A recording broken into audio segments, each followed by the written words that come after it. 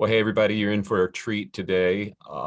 Just one of the, frankly, the Yodas of the Christendom that I've come up in, and American Christendom is with us today. Gordon MacDonald is here, and I'm going to share some really great wisdom. A little bit of background.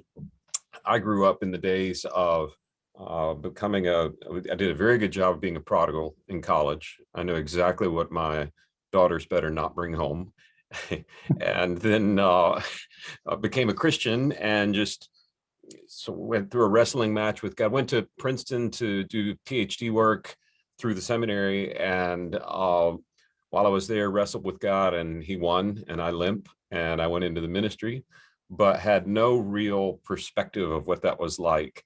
And then went through a bit of a mini conversion at Willow Creek, where it was like, oh, wow, we don't have to just keep the aquarium. We can actually go fishing for women and men. And one of the voices that was really speaking into that world at that time was Gordon MacDonald. And I've watched him and his ministry for a long time, but about 2 years ago, I was at a very, very small gathering of, I don't know how you say this, Gordon. I think they said the largest executive pastors in the Southern Baptist world, but I think what they meant to say was the executive pastors of the largest Southern Baptist churches in the world. That means everything. That's right. And I heard Gordon give a talk. I guess you were approaching or had just turned 80. Is that right? Yeah, I was awfully close if I wasn't there. Yeah. And I couldn't take notes fast enough, like things I wish I'd have known before I was 80, or however you want to frame it up. And I thought today we would have a conversation, and then we've invited a few guests who actually helped us with our book, Next. Some of you have heard of Next, our pastoral succession book. The second edition, which is not just an update, but like updated, expanded, 150 new pages of research. We decided to have a release date of the third week of March in 2020. Let me tell you what week not to release a book. The first week of a pandemic shutdown. So this 6 weeks, we're doing a push to sort of relaunch the book. And in it, we asked 40 pastors of megachurches who are under 40 to comment about what they're doing for their succession. And a few of those are able to gather with us today. We're going to have some private Q&A time at the end. But Gordon, I thought for starters, maybe could you just give people a little bit of your background and your story so they might have an understanding of where you've been? Yeah, I'll make this very quick, William. I was the son of a pastor. My earliest days in life, my single-digit years were spent in Long Island in New York City. My father was a pastor there of a Baptist church, and all of the accrements of what it means to be a Baptist back in the 1940s. Ultimately, we ended up in Colorado, where I went to the University of Boulder and then to Denver Seminary. And then for the last 55, 58 years, I've been in ministry. Most of that time, I was the pastor of one of 4 churches. The first church was sitting on the borderline between Colorado and Kansas, 25 miles from the nearest town, 7 miles from the nearest paved road. Everybody was a rancher farmer, miles apart in their homes. And for me, a pastoral call was riding horseback, herding cattle all day. So I learned how to pastor from being with 60 people. And Gail, my wife, was very much a part of it. Then we went to Southern Illinois, where for 7 years I was the pastor of a church that was all made up of laboring people who were working the big manufacturing plants in the St. Louis area. So now I was working with union blue-collar people. Then I was called to be a pastor in Lexington, Massachusetts, where I spent an accumulation of about 20 years. Now you had people who had PhDs and were working in the sciences and for the Defense Department, very technical engineering type of people. And then my last ministry was in New York City among financial people, all young men and women who were trading stocks and bonds, doing mergers and acquisition. I mentioned all 4 churches because every one of them was a distinctly different culture than the other 3. And so as you preach to these people, you had to know which group you were with, and it changed your illustrations, changed the points you made, the challenges that they were facing. So I've had a pretty diverse spread across the years in that.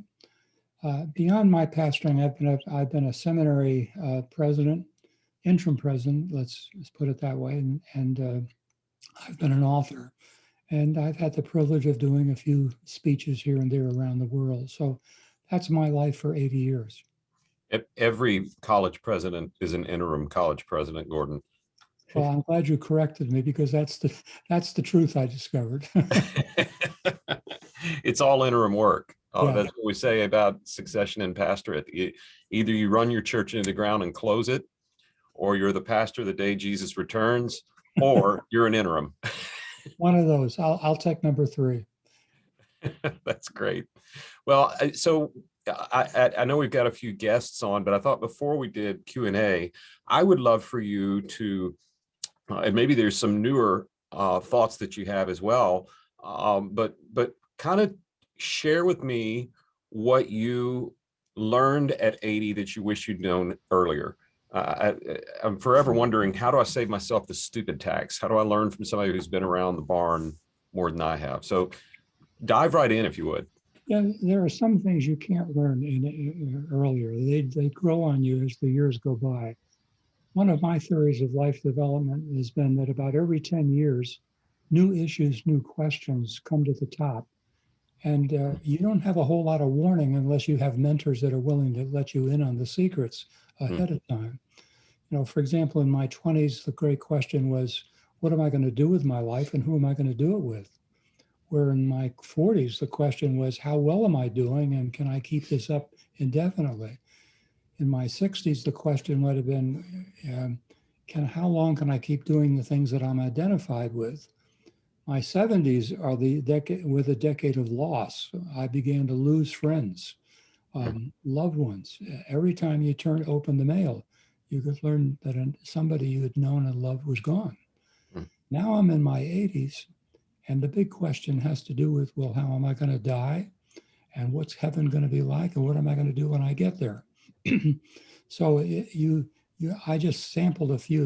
There are questions for every decade, but when you reach 80, you suddenly realize that there are some principles of life that you've learned the hard way, or God somehow has chosen other ways to reveal to you. I decided to limit myself when I wrote these down to 15. So what I'm reading to you, and I do this very quickly, is 15 single second sentence principles that make a lot of sense to me, but might not make so much sense to a 35-year-old. For example, my first one, put the most significant people in your life, namely your spouse, your family, your close friends, and your mentors, into the calendar first. I can tell you a story about how I came about that. My second principle, never ever stop growing. Stay open to fresh ways and ideas that will sustain your physical and mental health, sharpen your working skills, and increase your knowledge and enrich your wisdom and spiritual life. Thirdly, a lot of people raise their eyebrows when I say this one. Be more of a priest and less a preacher to people. Bless them with powers of hope, grace, courage, and love. Number 4, always keep in mind that the time will come when you have to relinquish your titles and your privileges, and you end up slipping slowly into obscurity, ultimately the obscurity of death. How does that make you feel? 5, prepare yourself for those occasions when you, like most people, will suffer, fail, fall into debt, doubt, or face conflict or experience loss. They're all coming sooner or later to virtually every one of us. 6, be trustworthy and dependable. Be a person who keeps his or her word. Don't make promises you can't keep. When I was a young man, I did a lot of that. And I can thank my wife who called me on it every time. Number 7, be a spiritual father and mother to teachable people who someday may inherit your responsibilities. 8, this is important.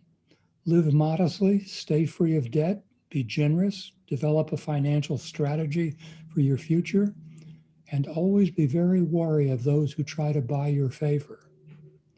Number 9, expect to reorganize your spiritual life at least every 7 to 10 years.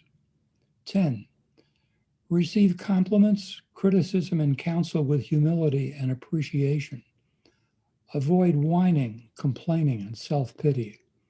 Assume that there is at least a grain of truth in everything your critics say about you and your work. Number 11, stay alert for evils and the confusions that come in organizational life. Number 12, be quick to say with sincerity these 5 things. Thank you, well done, I'm sorry, I forgive you, and how can I help? Number 13, always maintain a relationship with 1 or 2 mentors who can aid you in hearing God's voice. I said goodbye to my last mentor about 4 years ago, who died at the age of 96. Number 14, master the art of asking penetrative questions that open someone's heart. Then listen carefully to what's revealed with respect and discernment. And the final one, retreat to the cross regularly. Express the things that you're thankful for, name your sins, pray for the world, and listen for God's call to do things that are bigger than you are. Those 15 make very much sense to me at my age. I look back over the years and I can give you stories about how I learned each one the hard way, where God gave me his favor and I learned things maybe a little bit more easily. But I'll say this one more thing, William. If you review these 15, you're probably going to discover 90% of the reasons why leaders fail or succeed. Oh, wow. Talk more about that. The issues are here on the page. Well, you can't be an organizational leader, whether it's a pastor or some kind of other organization, without recognizing that leaders are coming and going regularly. And often they reach a point of failure or they just run out of gas. If you ask why that's happened, you're probably going to find that 2 or 3 of these principles have not been worked as strongly as they could. That's just my experience as I watch and I listen, as I've looked at my own life. Where are my failures come from? They always came because one of these principles was violated. So Tyler is on with us as well, and I think has a question for you. Tyler, you want to ask away? Yeah, absolutely. Thanks for taking time to invest. I love just that perspective. The statement you just said, of the 15, you'll see 90%, of why leaders fail. When it comes to longevity, I'm somewhat new in my assignment. I took over a church that started in 1918, following a couple of long-term, somewhat legacy pastors. It's a large multi-site church with a K through 12 school, 2 retirement communities. So wearing a unique blend of a hat of CEO and senior pastor. And you said something important, Gordon, about the dynamic of don't just be a preacher, but really the role of a priest.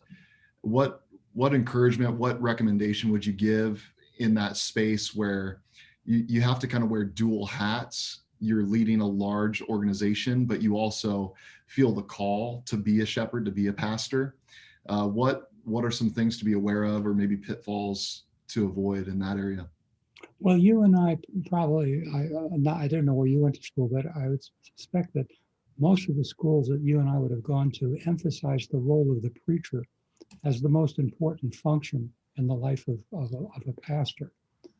As I've gone through the years, I'll be put it this way, no one would love to preach more than I do. I enjoy it every time I get the opportunity.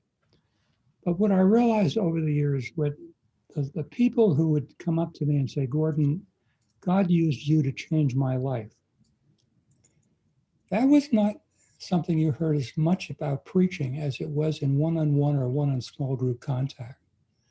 And I realized these people, when they would say something like that, were recalling a personal encounter where I had gotten out of the pulpit and I'd sat with them, I'd listened, I'd asked questions, I worked out of my own accumulative wisdom. And it was the one-on-one, one-on small group where change is really occurring.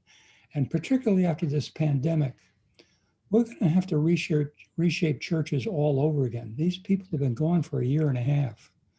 And so there's going to be a lot of relearning. And it's not the kind of learning that goes with filling an auditorium of hundreds or thousands of people and just giving 30 minutes of advice.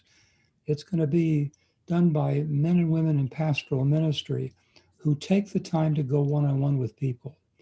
Being a priest is where one really helps a person come into intimacy with God. It's listening to them and recognizing their hurts and their wounds, siphoning off their anger. It's laying hands on a person in the most powerful way so that they feel the anointing of God's Spirit. What I learned over the last 10 years that I was an active pastor was that people craved a priest. Gail and I spent about 9 days at Ground Zero when the planes flew into the trade tower. And most of that time, I walked the mess where all the firefighters and the policemen were. And I walked with a Trappist monk. And the two of us would just encounter workers by the scores. He wore a nice brown robe with the white rope. I wore a Salvation Army jacket. What was fascinating to me is that people would come toward us and they would always veer off at the last minute to him. And they would go to their knees and they would say, "Father, would you bless me? Wow. Would you hear my confession? Father, would you assure me of God's presence?" And then he would pray a little prayer and he would take his finger and he would make the sign of the cross on the forehead of this kneeling person.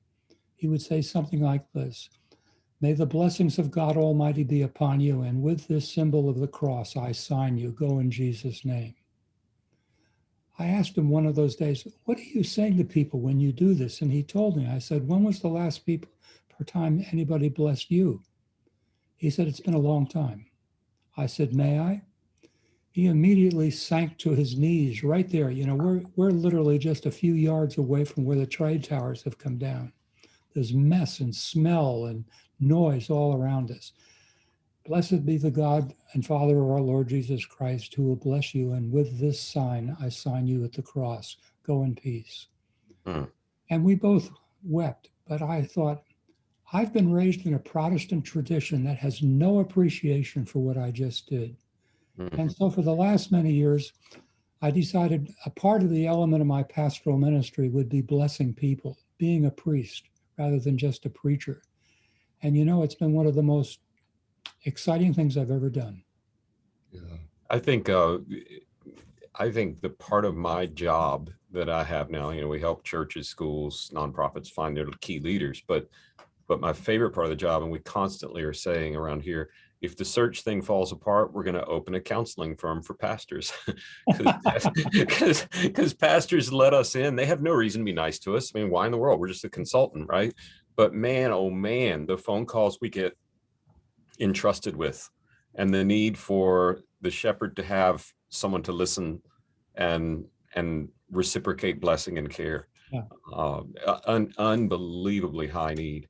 And it's interesting, Gordon, you wouldn't know this, but Tyler is asking a question about how to be personal and pastoral, and he lives in Tacoma. Like, nobody's personal in Tacoma. Everybody's a rough individualist and they live on their own. And but even up there, there's this need. And I don't know, Tyler, I put you on the spot. Have you sensed an increase in that need in the last 12 months? Yeah, absolutely. I mean, we're seeing right now kind of this unique collision, right? Because our largest audience is still online. And I think as people have been physically distanced, there's this longing, this hunger, specifically for those who are on the journey with Jesus. They want to show up, they want to serve. So we've done a few different serve opportunities, and man, the amount of people that have shown up, I think, to be in that space together, to do things in community while you're still navigating this unique space of, you know, everybody trying to be healthy and all of that. There's a hunger for that personal touch. I think that's going to be a great opportunity for us as we continue to navigate through, you know, the remainder of whatever the pandemic is, and how we're going to build the church moving forward. I think one of the most frequently used word is the one you just used. People are beginning to realize that there's something more to hugging than hugging. That human beings desperately need to be touched. Yep. And we're going to have to figure out, what that all means and what does this last year and a half cost people because they've had to live such isolated lives. Yeah, Absolutely. And even, I was just going to say on, the point here about being a priest and touching and blessing people. The restrictions in Washington have been pretty tight, as I'm sure you guys are aware. The whole West Coast is navigated the pandemic a little bit different than other pockets of the nation. And a couple of weeks ago, we just opened up at the conclusion of some of our gatherings, just time for prayer for people to come forward and be prayed over by a pastor. And I had a lady come up during our first gathering of the weekend, which is on Thursday night, and she walked forward, and I mean, just touching her arm while I was praying for her, just tears dropping. And you just wonder, when was the last time that many of our people have had that type of interaction? Because let's be honest, people can look up any podcast, the greatest preachers, greatest teachers, like there's no lack of content, but there is a void of connection. Yes. And I think that, that's something that we just have to continue to lean into that space and figure out how we move forward through that. Well, I'll tell you a little secret. My wife, Gail, found some research recently that says that people need to be touched or hugged 7 times a day. Wow. So in our home, we try to hit the 7 times a day before the middle of the afternoon. And it sounds a little bit amusing, but it's good research that children need to be touched, adults need to be touched, and I'll tell you who needs it more than anybody are the elderly people. Yeah. And so often in our new modern churches, we ignore the elderly people, and they go untouched, unlistened to, unconsulted. And as a result, we're watching more and more older people drop out of church across the country because these needs are not being met.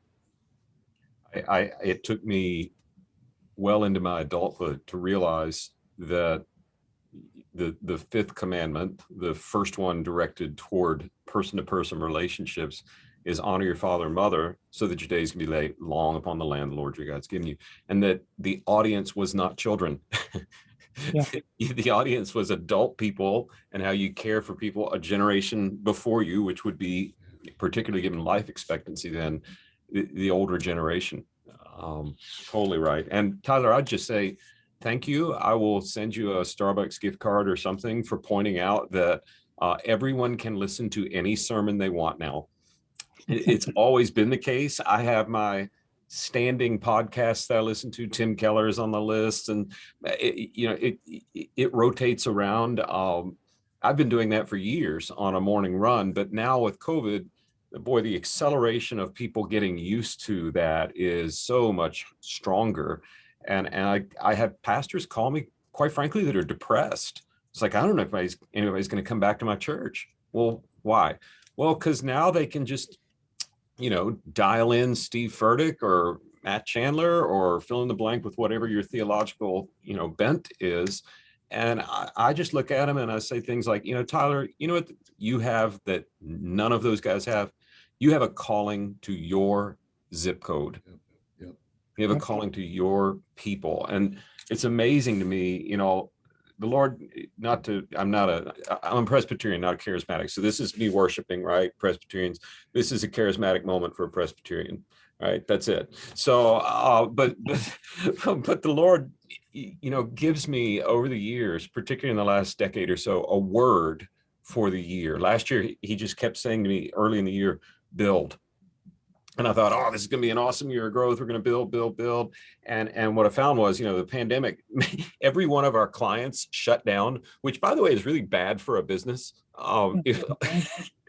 So, I didn't know what this build was, but it was build systems. Because this year is the year of giant turnover and massive need. I mean, we're amazed at what's going on right now. But the word that he gave me for this year, early in the year, was the word reach. And I just kept reading these stories about people coming to Jesus, and they didn't say, tell me something new. They reached out for him. They wanted to touch him. They wanted to touch the hem of his garment. They just wanted to reach. And I think this is the year where pastors, I mean, obviously we live in a day of new norms where you have to be careful about how and when and what you're hugging and whether everybody's cool with that. And that's a needed shift. But man, this reach out and touch thing is, I think, what will delineate effective churches that connect from churches that people just quit coming back to. It's going to be, can you preach to your zip code, and can you reach out?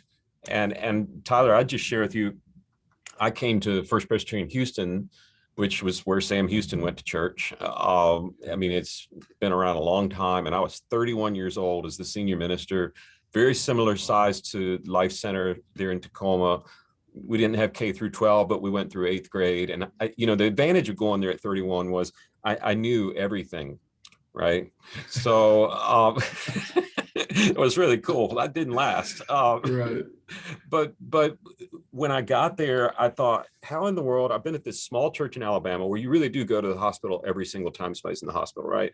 So I asked the chair of the committee that brought me there. I said, what's the expectation around me getting around people, touching them, reaching out to them? He said, I don't think, and this is such good advice, if you can figure this out, you win. He said, William, I don't think people expect you to be at the hospital when they're there, but I think they really want to believe that you wish you could be there. Wow, that's just gold. And I think as we move into this ubiquitous preaching everywhere, the priestly gifts will outweigh the prophet and kingly gifts by a long shot. Let me throw in two little things there. I told that story about the trade towers to a group of about 300 Germans about a year ago this time. And when I got through, I said, so I have given myself in these years to having a priestly ministry whenever God will allow me. Suddenly, a man in the audience raised his hand. He said, Mr. MacDonald, would you be willing to bless me? I said, sure. At the end of the service, anybody who wants to be blessed, I'll be glad to do it. Well, the service ended, and suddenly I looked up the center aisle, and there were over 250 people waiting in line, each one expecting to have hands laid upon him or her and to receive a blessing. And what I came to realize is that these people were starved for any kind of connection and affirmation that began with that kind of affection. So it's a great thing to do, and it really makes a difference when you learn how to touch people in a way that makes them feel valuable and affirmed. That's great. Hey, one thing that really helped me, Gordon, early on was finding mentors. And it was easy as a Presbyterian. So I have like everybody at Princeton at the seminary, their dad, their granddad, like you said, son of a preacher.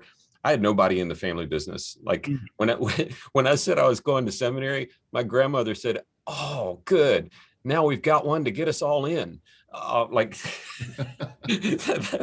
That's my pastoral heritage, right? So I got there and I went and found 3 pastors of very large Presbyterian churches. I just literally made appointments with them, drove across the country all night one time to meet with one, figured out where the good golf courses were and got tea times there. And I pulled every string I could. That worked fine. In 1 year, 2 of them died and the other one lost his church. And so then I go to First Pres Houston and I'm 31. And yes, I knew everything, but I also knew I needed a mentor. So I got fortunate and went up to Bill Hybels, and Gordon, you've known Bill a long, long time. And he said, how'd you end up at First Pres? And I told him, and he said, how's the youth ministry? And I'm like, I guess you'd have to ask the high school pastor. And he said, you're the senior. I said, yeah, how'd you get there? I listened to you. I got good mentors. And 2 of them died. He said, well, what are you going to do now? And this is how arrogant I was.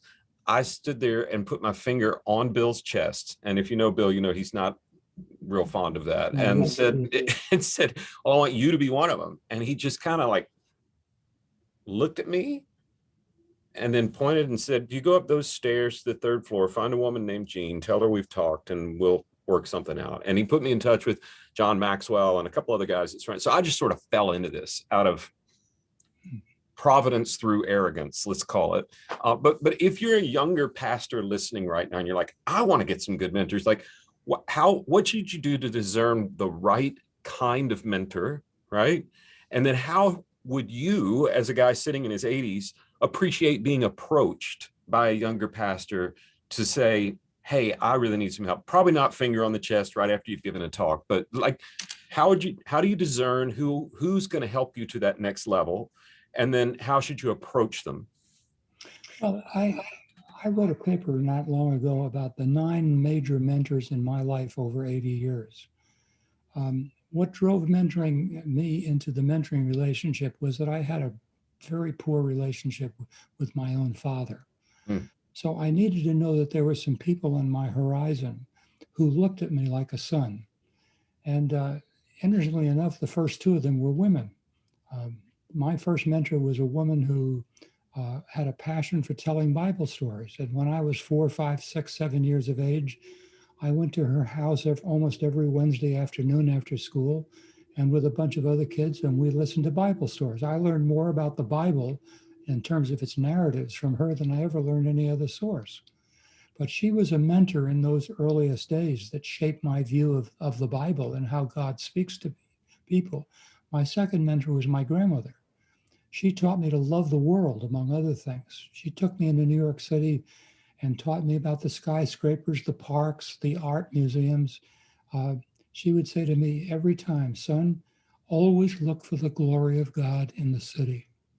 So I came to have a love and an affection for the world when so many of my peers were being told, run away from the world. The world's an immoral, desperate place. I learned how to love the world from my second mentor. Then I had a track coach. Then I had a couple that taught me about marriage. Then I had a couple who mentored me in my intellectual and spiritual development. Each one came along at a particular point in life when I had a need for what they had to offer. I couldn't have mixed them up in the order and gotten the same benefit.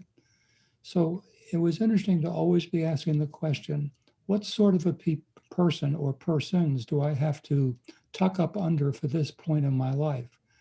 And as I think I said a little while ago, my last mentor died at the age of 96, just a few years ago. Now I'm too old to get any new mentors. But I think God sends these people into our lives if we go looking for them. I did not find a whole lot of mentorship that was valuable from people in Christian work. I found them out in the larger world. People who were dealing with street life rather than church life. And so when I look back across my mentors, they introduced me, opened the doors to various kinds of life that I would not have learned otherwise.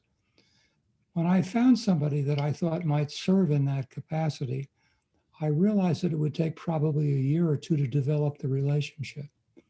And so as I say sometimes to men about mentoring, you try dating for a little while and see if the dates work and you fall in love.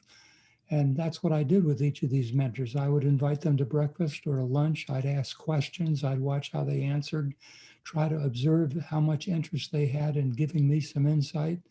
And 4 out of 5, just didn't make the cut. But every once in a while, there was this special person who came along and fit where you were in life at that very particular moment.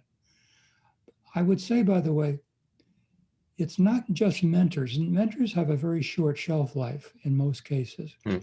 But I would also call that we have a need for special friends, 3 or 4 people who fit our own gender, who are going to be around for a long, long time and who we let into our hearts.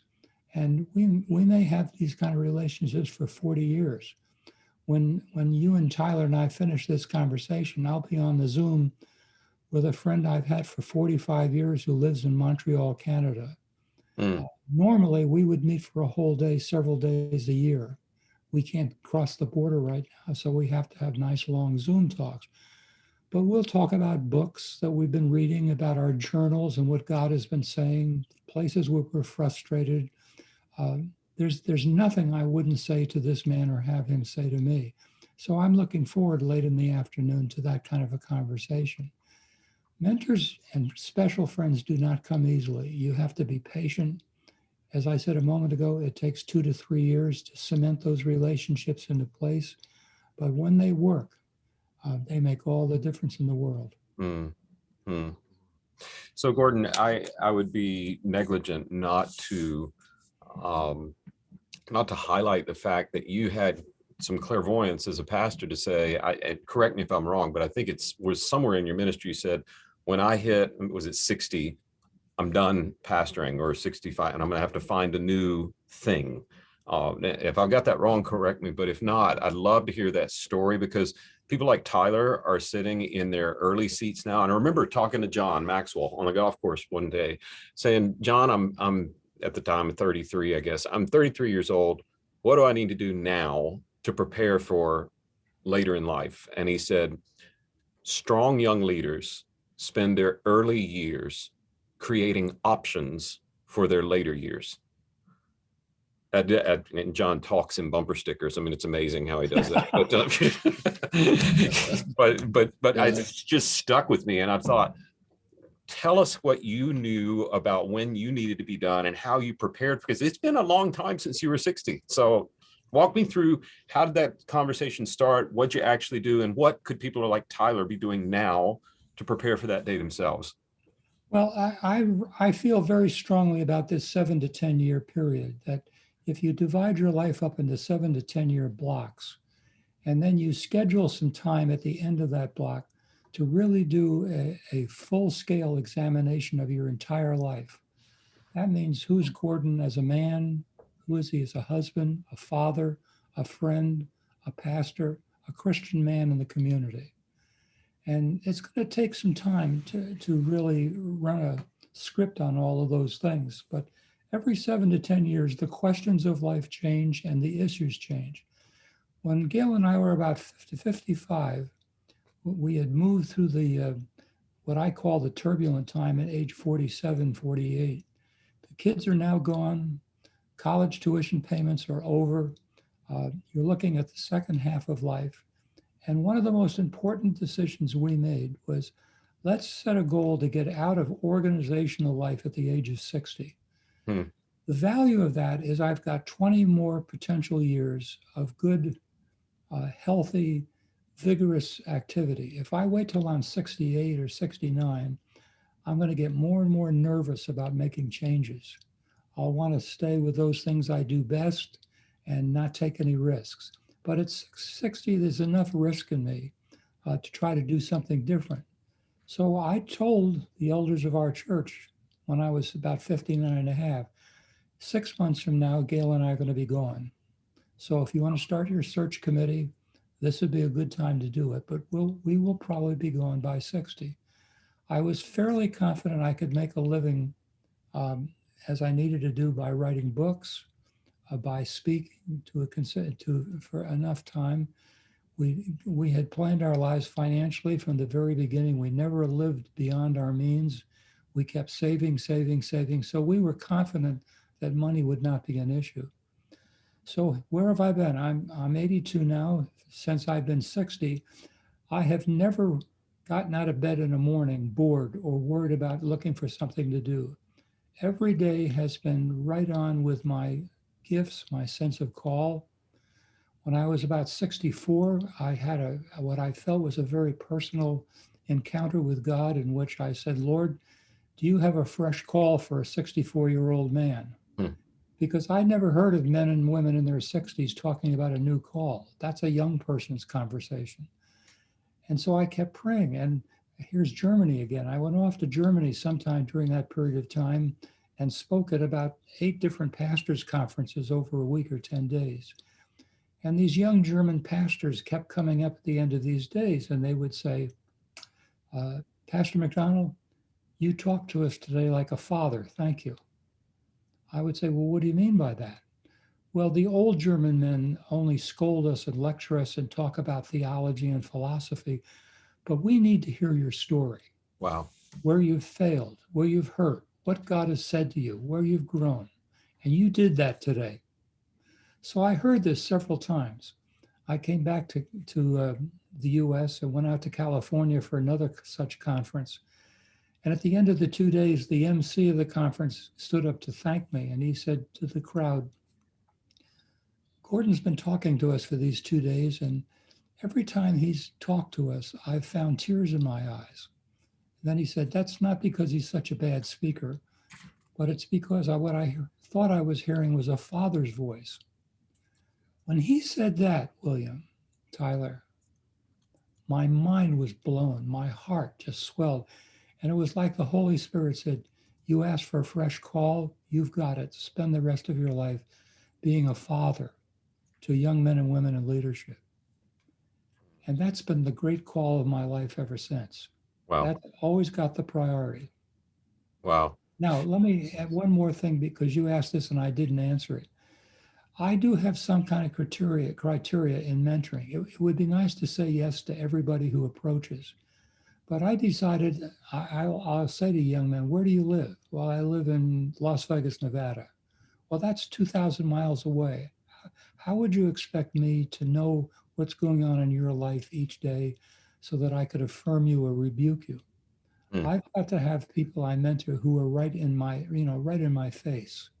So I'd suggest you go back to Las Vegas and find someone who fits this situation, because my territory is New England. And so the men and women that I really pay careful attention to are all within spitting distance of where I live. And I think that's an important criteria. That's good. That's really good. Well, I can't thank you enough, Gordon. When you made that tour of Germany, did you go to Oberhausen? I've been there a couple of times. I didn't know if you spoke at a conference there. Yeah. I was there. What year was that? Oh, it would have been about 18 years ago. Yeah. I went over with Jimmy Miato and Bill and several others, and we toured the life of Luther and then ended at the leadership conference in Oberhausen. Was that the year that we gave the invitation? Yes. I won't forget it. No. That's one of the most sacred moments of my life, to think back to that. Wow. Because we all started with the notion it won't work. And it did. And it did. And to this day, when I go to Germany, I have men, particularly men, who will approach me. I'm so-and-so. I was there the year of the invitation. Everybody calls it the invitation. Yeah. The only bad memory I have of that trip was somehow I had the gall to ask Jimmy Miato to go running with me. So mistakes not to make. Don't ask a former Olympic decathlete to go run with you. You will die. That was not a good move, but the conference was awesome. And Gordon, I can't thank you enough for making time for us today. We're going to close the recorded part, let some private conversations go on, but looking forward to hearing how this blesses others. If you're listening today and you want to subscribe to